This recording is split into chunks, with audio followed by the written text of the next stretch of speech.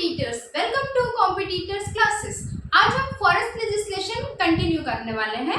अच्छा, जितने लोग चैनल पे नए हैं वो प्लीज चैनल को सब्सक्राइब कीजिए, लाइक कीजिए, शेयर कीजिए।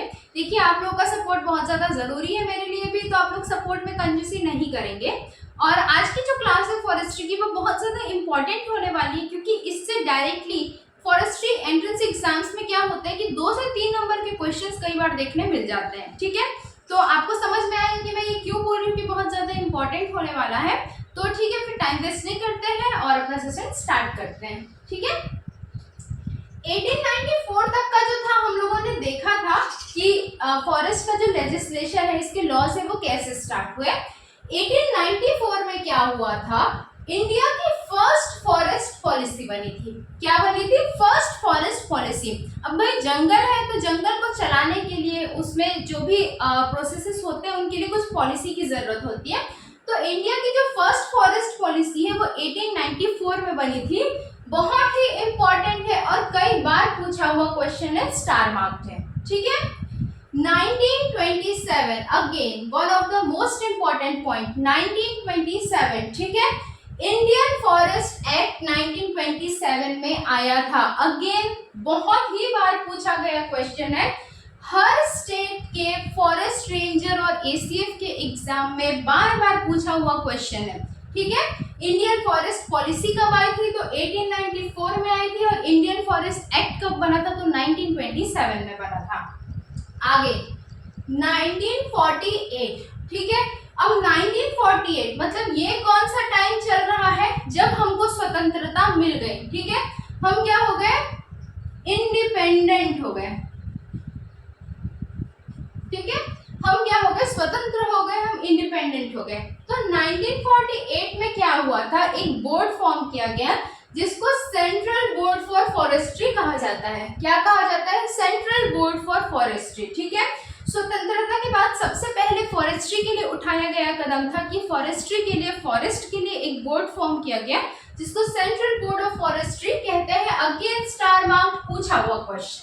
ठीक है, 1948 के बाद कहाँ आ गए हम? 1950 में आ गए, जब हमारे देश में संविधान लागू हुआ था। उस समय हमको क्या मिला?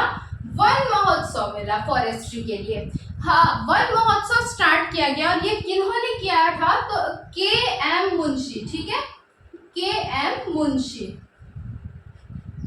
के.एम. मुंशी ने 1958 में वन महोत्सव जो है वो स्टार्ट किया था। अगेन स्टार मार्क, बहुत बार पूछा हुआ क्वेश्चन है। ठीक, इसके बाद फिर से 2 साल बाद क्या हुआ? 1952 आया। ठीक है, क्या आया? 1952 आया। 1952 में एक और इम्पोर्टेंट इवेंट हुआ, सेकेंड फॉरेस्ट पॉलिसी लॉन्च की गई। कौन सी? सेकेंड। फर्स्ट कब आई थी? 1894 में आई थी। अब इंडिया में 1894 से लेकर 1952 का जो टाइम लैप्स है, जो समय का अंतराल है, वो बहुत ज्यादा हो गया। तो अब हमको दूसरी फॉरेस्ट पॉलिसी की जरूरत पड़ी। देखो, इंपॉर्टेंट ये नहीं है कि सेकेंड फॉरेस्ट पॉलिसी कब आई, इंपॉर्टेंट क्या है कि ये जो सेकेंड फॉरेस्ट पॉलिसी है वो स्वतंत्र भारत की पहली फॉरेस्ट पॉलिसी है। ठीक है, first forest policy of independent India. ये हमारे स्वतंत्रता के बाद स्वतंत्र भारत की पहली फॉरेस्ट पॉलिसी है, इसलिए बहुत ही इंपॉर्टेंट है। Again star mark. सारे के सारे क्वेश्चंस आज की क्लास में मोस्ट इंपॉर्टेंट है, सीधे सीधे मोस्ट इंपॉर्टेंट है। 100% आज की क्लास से आपको 2 से 3 क्वेश्चंस देखने को मिल सकता है, हो सकता है ज्यादा भी मिले। ठीक, आगे बात करते हैं 1967 की। ठीक, 1967 1967। अब क्या हुआ था? Social forestry. हमारे फॉरेस्ट्री के सिलेबस का एक बहुत इंपॉर्टेंट पार्ट सोशल फॉरेस्ट्री, ये शुरू किया गया था। एक्चुअली में सोशल फॉरेस्ट्री नाम का शब्द इंट्रोड्यूस किया गया था, जो वेस्टोबी नाम के एक व्यक्ति ने किया था, एक पर्सन ने किया था। अगेन रिपीटेड क्वेश्चन, बहुत बार पूछा हुआ है। किसी ने भी यदि फॉरेस्ट्री के एमसीक्यूज सॉल्व किए होंगे तो उनको ये सारे क्वेश्चंस देखने को मिले होंगे। मैं बार बार बोल रही हूँ कि मेरी क्लास में आपको कंटेंट बहुत ही सुपीरियर क्वालिटी का मिलेगा, तो बिल्कुल आप लोगों को अपना सपोर्ट बना के रखना है। ठीक है, फिर एक और बहुत ही इंपॉर्टेंट इवेंट हुआ था 1968 में। क्या हुआ था 1968 में? चैंपियन एंड सेठ नाम के व्यक्तियों ने, चैंपियन एंड सेठ नाम के जो दो पर्सन्स थे, उन्होंने फॉरेस्ट का क्लासिफिकेशन दिया था, फॉरेस्ट को कैटेगराइज किया था कितने पार्ट्स में? तो 16 मेजर ग्रुप्स में, 16 मेजर ग्रुप्स में इन्होंने फॉरेस्ट को जो है वो क्लासिफाई किया था। किसने किया था? चैंपियन एंड सेठ। अगेन पूछा हुआ क्वेश्चन, रिपीटेड क्वेश्चन, ठीक है। फिर बात करते हैं 1972 की, वाइल्ड लाइफ प्रोटेक्शन एक्ट। ये मैंने आपको पहली या दूसरी क्लास में भी बताया है। Wild life protection act, forest के साथ साथ हमको वाइल्ड लाइफ को, जो जंगली जीव जंतु है, उनको भी प्रोटेक्ट करना है, तो उनके प्रोटेक्शन के लिए ये एक्ट लाया गया 1972 में। क्या आप में से कोई बता सकते हैं कमेंट करके कि इस वक्त हमारे देश के प्रधानमंत्री कौन थे? ठीक है, जो इस वक्त हमारे देश के प्रधानमंत्री थे वो वाइल्ड लाइफ या फॉरेस्ट्री के लिए बहुत ही ज़्यादा डिवोटेड थे, डेडिकेटेड थे, और उनके बहुत ये जो वाइल्ड लाइफ प्रोटेक्शन एक्ट आया है उसमें उनका बहुत ही इंपॉर्टेंट योगदान भी रहा है। ठीक है, तो जिसको भी पता है वो लोग कमेंट करके बताएंगे। चलो आगे चलते हैं 1973। अच्छा, ये 1973, ठीक है, इसमें हो गया स्टार मार्क, इसको तो बिल्कुल 5 स्टार कर दो आप लोग। 1973 प्रोजेक्ट टाइगर, बहुत बार हमने नाम सुना है, एनसीए रिपोर्ट का नाम सुना है, हमको जो टाइगर सेंसस है वो भी पढ़ना है अपने एग्जाम के लिए। तो शेरों को या शेर प्रजाति के जंतुओं को बचाने के लिए प्रोजेक्ट टाइगर लॉन्च किया गया था। कब लॉन्च किया था? 1973 में। Again repeated question, star mark. Tiger कौन से स्केड्यूल में है, उसके कौन से पार्ट में है, ये सारी चीजें हमको आगे पढ़नी है। ठीक है, उसके 2 साल बाद आते हैं हम 1975 में। 1975 है, क्या हुआ था? Crocodile breeding and management product. Crocodile मतलब मगरमच्छ, मगरमच्छ की ब्रीडिंग कराने के लिए, उनका कुनबा बढ़ाने के लिए, उनकी संख्या बढ़ाने के लिए और उनके मैनेजमेंट के लिए, ठीक है, एक प्रोजेक्ट लॉन्च किया गया था। कौन सी ईयर में? 1975 में। Again repeated question, star marked. फिर देखते हैं हम 1976। 1976 ये क्या है? ये मैं पहले ही बता रही हूँ, ये 5 स्टार क्वेश्चन है। ठीक, ये क्या है? 5 स्टार क्वेश्चन है। 2 बहुत इंपॉर्टेंट इवेंट्स हुए थे फॉरेस्ट्री से रिलेटेड 1976 में। एनसीए की रिपोर्ट पब्लिश हुई थी। एनसीए क्या चीज है भाई?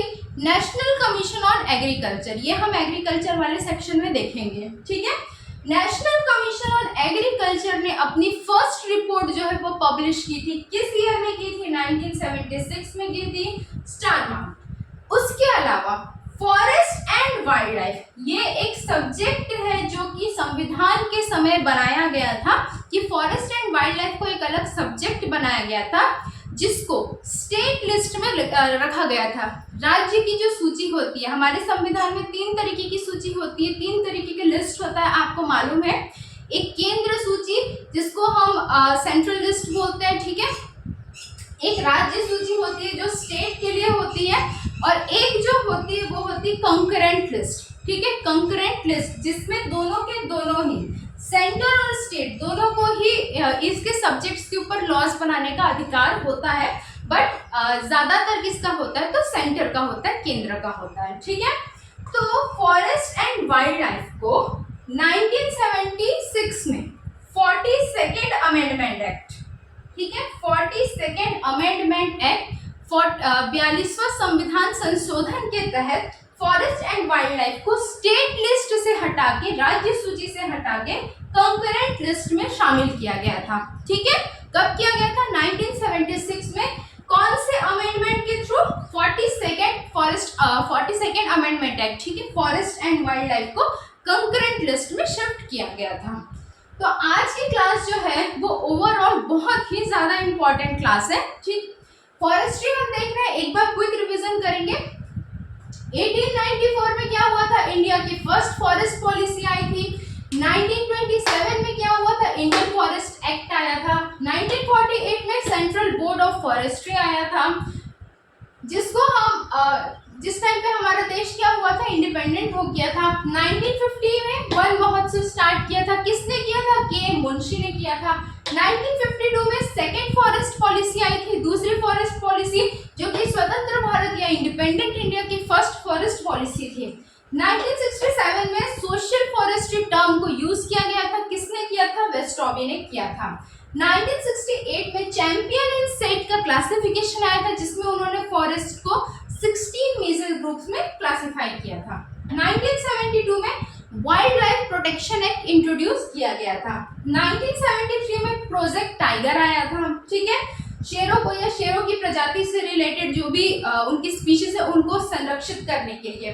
1975 में crocodile breeding and management project आया था। 1976 में एनसीए की पहली रिपोर्ट पब्लिश हुई थी और साथ ही में फॉरेस्ट एंड वाइल्ड लाइफ को स्टेट लिस्ट से हटा के कंकरेंट लिस्ट में शामिल किया गया था, जो कि 42nd कॉन्स्टिट्यूशनल अमेंडमेंट एक्ट था।